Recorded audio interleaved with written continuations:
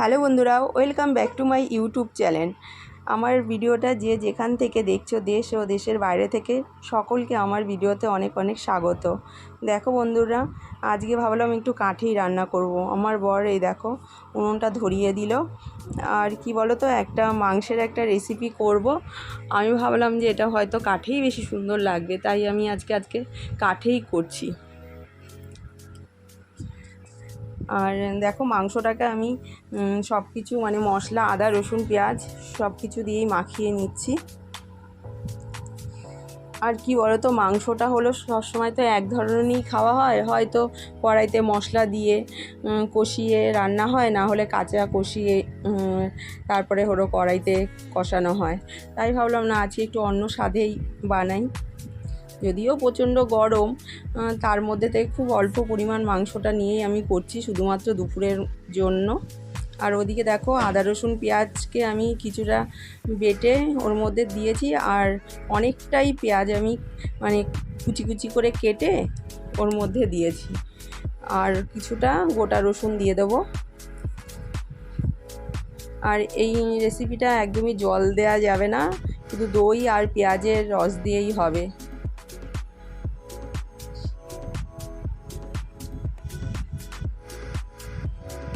আর একটু বেশি পরিমাণই না লাগবে, দইটা লাগবে, কেননা এই দইটা দিয়েই শুধু দই আর পেঁয়াজটা দিয়ে হবে তো, তাই দইয়ের পরিমাণটা একটু বেশিই দিতে হবে। যাই হোক বন্ধুরা, তোমরা সকলে কেমন আছো? আশা করি সবাই ভালো আছো, আর আমরাও ভালো আছি।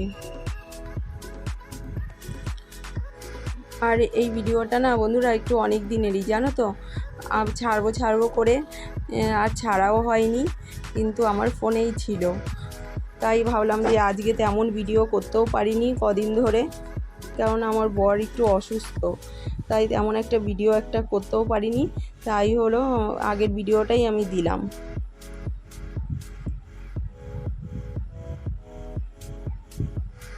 দেখো মনে হচ্ছিল যে একটু হলুদ আর নুনটা একটু কম কম লাগছিল, তাই একটুখানি দিয়ে দিলাম।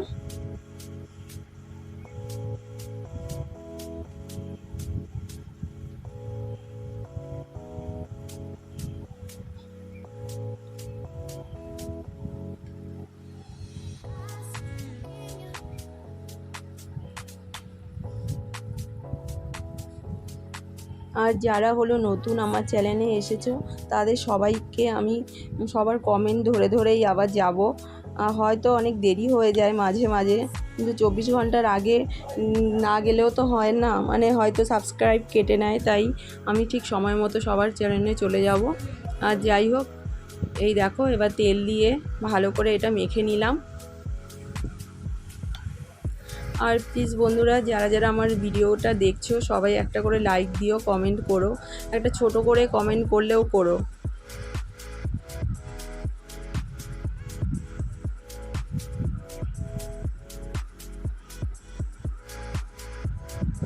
আর এই দেখো কিছু পরিমাণ হলো কাঁচা লঙ্কা আমি এর মধ্যে দিয়ে দিয়েছি, আর কিছুটা তো বাটা ছিলই, আর 4-5টা কাঁচা লঙ্কা আমি একটু একটু কেটে ওর মধ্যে দিয়ে দিলাম।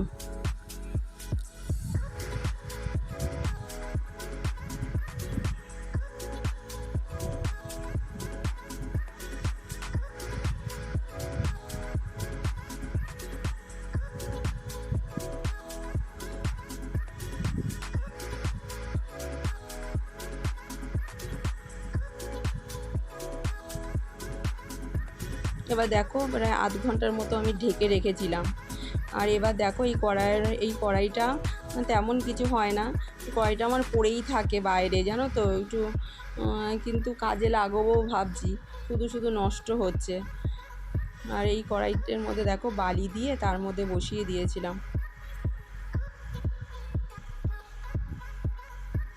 দেখো কি সুন্দর ফুটছে। জল দিলেও হয়, কড়াইয়ের উপরে নুন দিলে হয়, জল দিলে হয়, কিন্তু বালিটা মনে হয় বেশি ভালো লাগে, কেন তাড়াতাড়ি হবে। এই দেখো হয়ে গেছে।